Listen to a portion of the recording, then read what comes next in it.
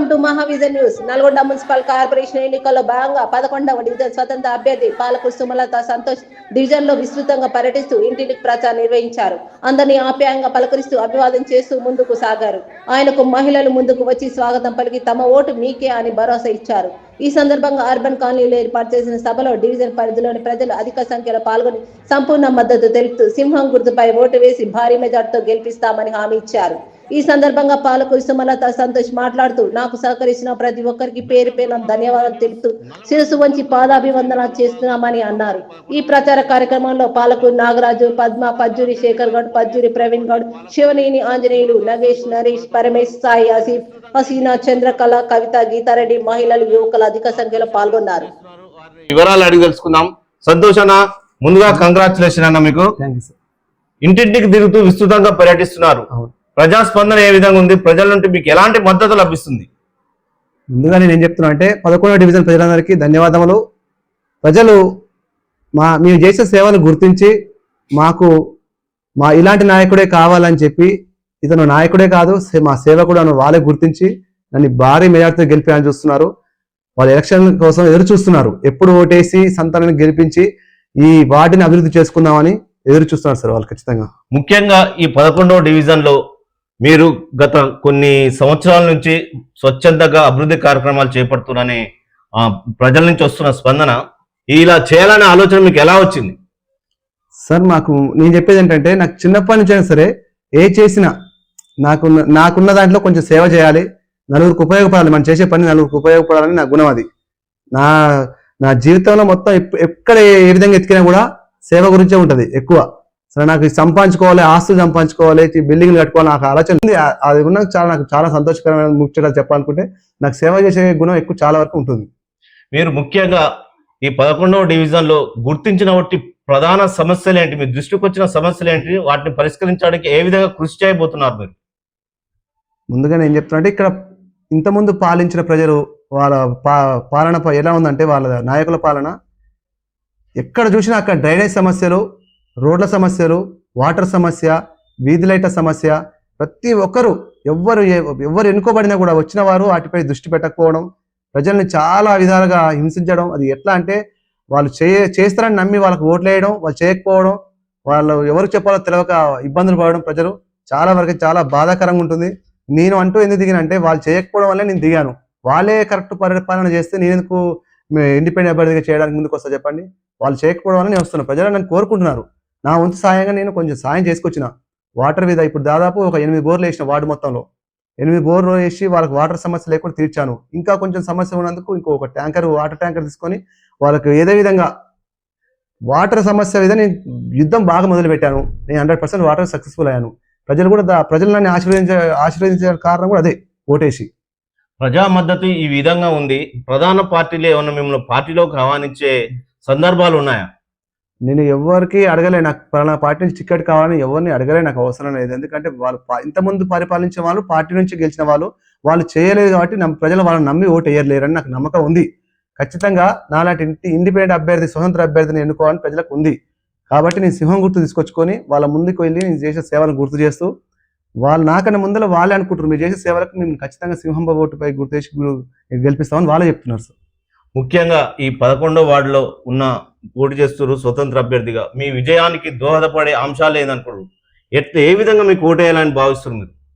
100% చెప్తున్నాను సార్. ఖచ్చితంగా భారీ మెజార్టీతో మమ్మల్ని గెలిపేయాలని కోరుతున్నాం. సింహం గుర్తుపై ఓటేసి నేను చెప్పక ముందుగా వాళ్ళకే ఉంది, ప్రజలకి నేను చేసిన సేవలు వాళ్ళకు పొద్దున్న లేస్తే వాళ్ళకి అవపడుతుంది.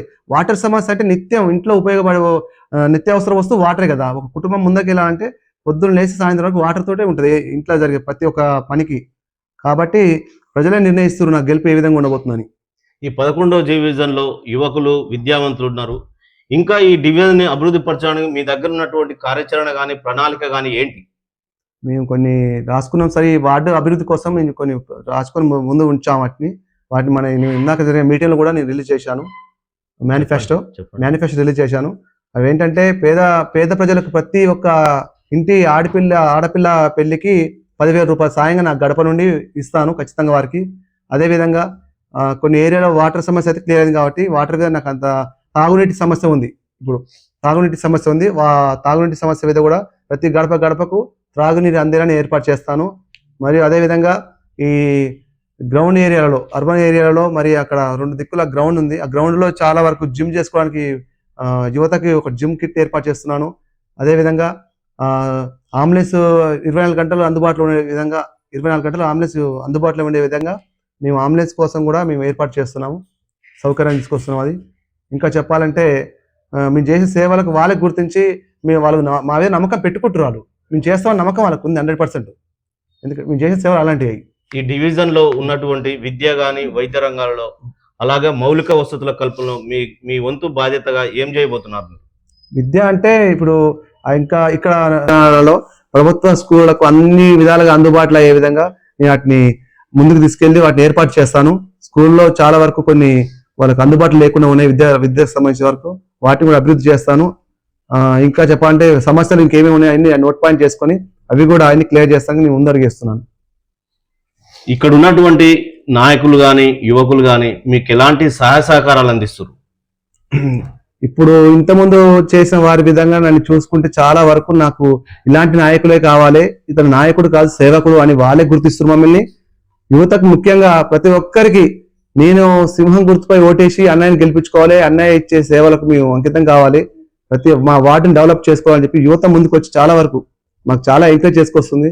ఎందుకంటే యువతకు నేనంటే ఏందో వాళ్ళకి తెలుసు, నాది సాయం చేసే గుణం ప్రతి ఒక్కరికి.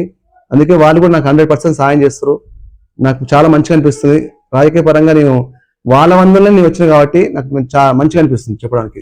మీరు ఇప్పుడు ఈ రోజు జరిగినటువంటి ఒక చిన్న సభలో భావోద్వేగానికి గురయ్యారు, కారణం ఏంటి సార్? నేనేం చెప్తున్నా అంటే యాక్చువల్గా నేను దిగింది ఇండిపెండెంట్ అభ్యర్థి దిగిన వాళ్ళే ప్రతిపక్షాలు వాళ్ళు చూసుకోవాలి. రాజకీయ నాయకులు ఏమైనా ఉంటే వాళ్ళు నా మీద దృష్టి పెట్టడం అవసరం లేదు. ఎందుకంటే నేను స్వతంత్రంగా వచ్చిన కదా, నాకు ఏ పార్టీ ఫోర్స్, నాకు ఏ పార్టీ సపోర్ట్ లేదు.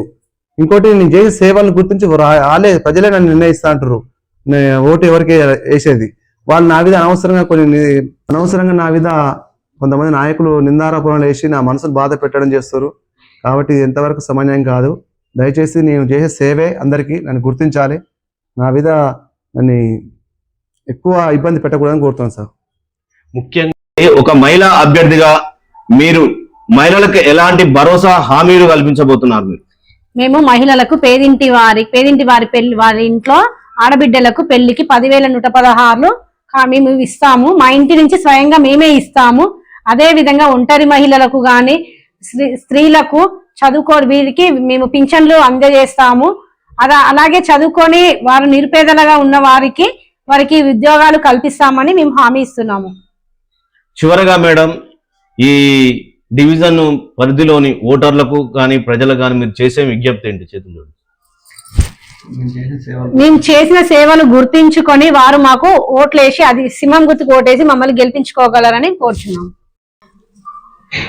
అన్నా సంతోష్ గారు చెప్పండి, మీ డివిజన్ లోని ప్రజలకు మీరు చేసే విజ్ఞప్తి ఏంటి? చివరగా నేను చెప్పేది ఏంటంటే 11వ వార్డు డివిజన్ ప్రజలందరికీ ఒకటే గుర్తుంచుకోండి, ఇంతకుముందు పాలించిన నాయకులు మిమ్మల్ని ఏ విధంగా హింస పెట్టారో నాకు తెలుసు. దయచేసి నేను చేసిన సేవలు గుర్తుంచుకొని ఇంకా వార్డును అభివృద్ధి చేసుకోవడానికి కోసం మీరు 100% సింహం గుర్తుపై ఓటేసి గెలిపాలని కోరుతున్నాను. అది మామూలు గెలుపు కాదు, భారీ మేరతో గెలిపారని ప్రతి ఒక్కరిని నేను చేతులెత్తి వేడుకుంటున్నాను. దయచేసి ప్రజల నుంచి మంచి స్పందన ఉంది, మేము కూడా గమనించాం. అన్న ఖచ్చితంగా గెలవబోతున్నాడు. అన్ని పార్టీల అతీతంగా వాళ్ళకు భావోద్వేగం ప్రజలు ఇప్పుడు స్వచ్ఛందంగా నేను కూడా చూశాను. వాళ్ళు మామూలుగా వచ్చిన వాళ్ళు కాదు. ఆయన అన్న ఒక కన్నీటి చుక్క రాల్చే వరకు అందరూ కన్నీళ్లు కార్చారు, అందరూ భావోద్వేగంగా ఉన్నారు. ఖచ్చితంగా సంతోషాలనే గెలిపించుకుంటాం మేము ఓట్లేసి అని భరోసాతో చెప్తున్నారు. మహావిజన్ లక్ష్మణ్తో, నల్గొండ 11వ డివిజన్.